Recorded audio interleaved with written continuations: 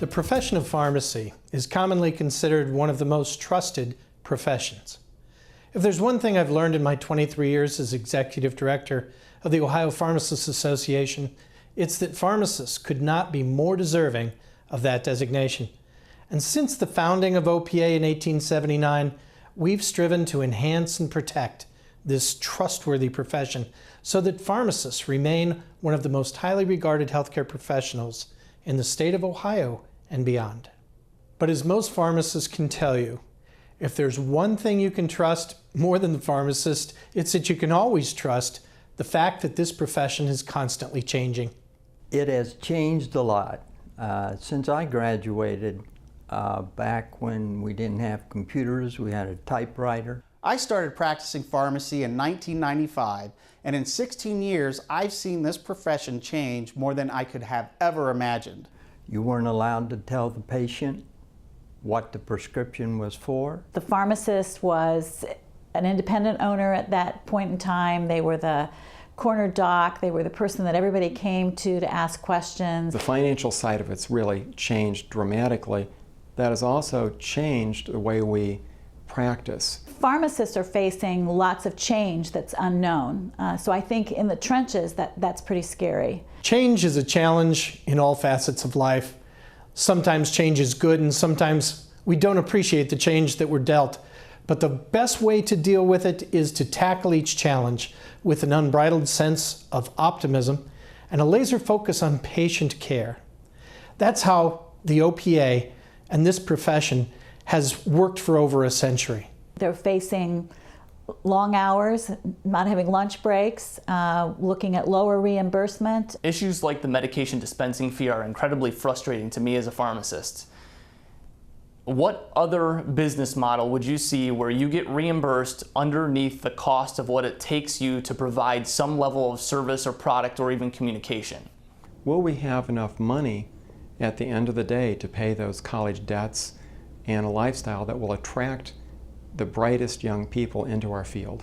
With every challenge and opportunity that presents itself, OPA is there to meet it head on. Patient needs are growing exponentially, and along with this growth comes government rules and regulations. In the past, there may have been just one or two pharmacy-related issues on the legislative table. Those times are just a memory now. Today, at any given point, we could have anywhere from 4 to 6 pharmacy issues on the table, and that's just at the state level. As a practitioner, your primary focus is patient care. OPA sorts through the myriad of matters that impact your ability to practice and works to protect your livelihood while enhancing the profession and healthcare as a whole. My hope is in the future we will see a healthcare system that represents pharmacists, and one of the avenues through which that can be done is advocacy work that OPA does. When I graduated from the college, the law book in the state of Ohio was that thick. Now it's about that thick. Do we need all those laws and regulations? I don't think so. If pharmacy is not at the table when these laws are crafted, we're going to get swallowed up. OPA is currently working on several important legislative issues. In the Medicaid program, we are seeking an increase in the dispensing fee, as well as nightly updates of formulary prices.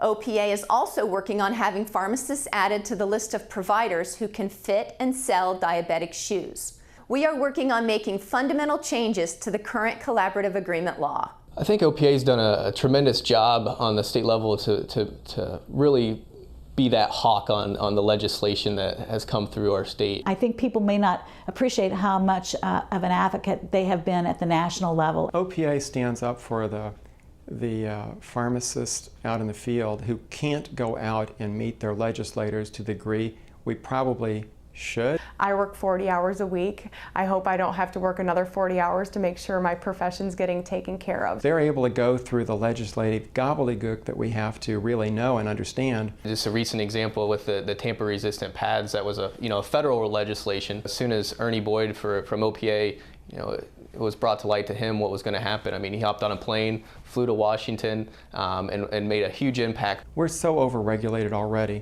and they're out there really helping us every day. They are the voice of pharmacy in the state of Ohio. OPA has identified several issues that we will be focusing our attention on in the coming year. One of which is PBM legislation that will include transparency, licensure, and fairness in contracting provisions. We also know that pharmacy audits are a huge concern to pharmacists, and we are drafting legislation to address unfair audit practices. One of the main pushes in pharmacy right now is MTM, and OPA will be working on recognition and appropriate payment for pharmacists who provide MTM services. For the future of pharmacy, I'm concerned that that as a profession, we're just going to kind of lay back and let other professions define our role. We need to make sure that we are sitting at the table with other primary healthcare professionals. Working with local, state, and federal officials is an important part of what we do. With more than 3,000 members in one of the highest attended state pharmacy conferences in the country, it's a good indicator of the impact that OPA has.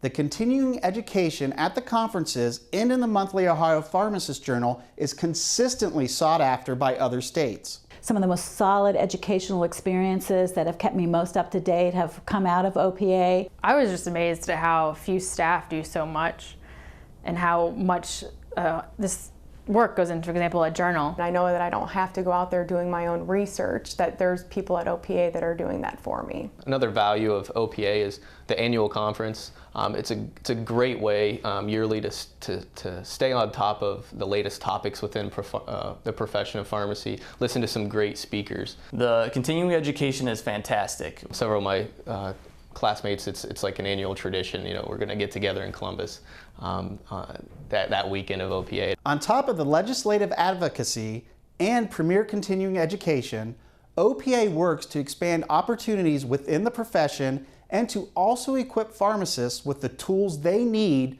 to meet the growing needs of our patients. OPA fought for the legislation that allowed pharmacists to immunize patients in Ohio.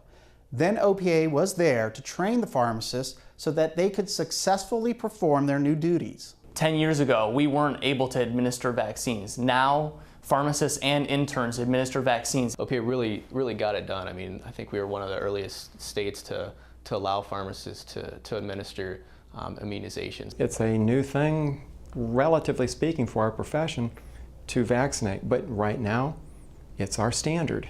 OPA works to grow the profession and then works to ensure that pharmacists are able to successfully implement newly enacted responsibilities. When we're talking about, immunizations or medication therapy management services, we are not just talking about it, but we're going out and we're executing it. It is through OPA's different committees, task forces, meetings, special interest groups, and legislative gatherings that the profession is protected and enhanced. With being involved with the different committees that OPA offers, I've really become the go-to person within my community.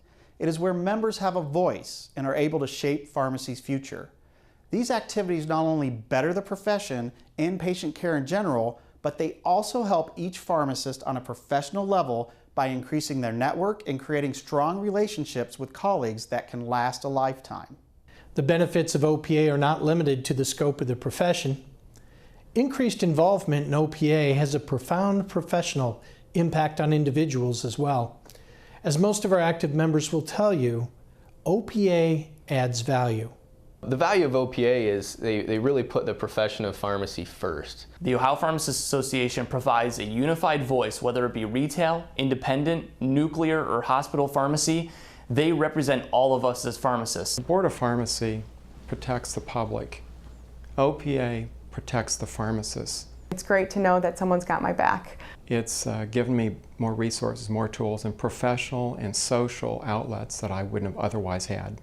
Just having the opportunity to network and interface with more veteran practitioners allows me to learn from them and grow as a leader in the profession. And that leads to just lifelong relationships that you can't put a value to.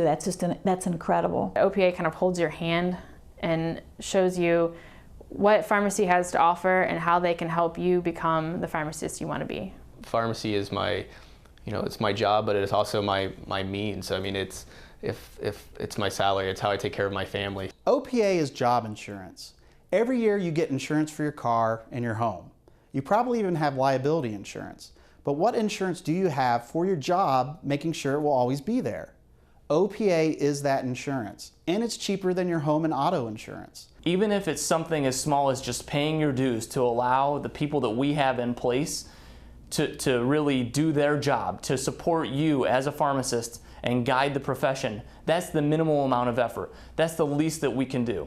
Think about it. Without a job, you won't be able to afford your house and car. No matter how involved you plan to be in the association, all pharmacists from all practice settings should at least be a member of OPA. Protect the investment in your degree with an OPA membership. It's not that costly. It's not that time consuming. Take a look. We believe that every pharmacist will find OPA membership a worthwhile investment. Certainly, the value of being a member of OPA outweighs many times the cost. Simply put, the Ohio Pharmacists Association is what its name indicates. We're an association of Ohio pharmacists working on behalf of Ohio pharmacists. We invite all pharmacists to join us as we work to improve patient outcomes and strengthen the profession of pharmacy.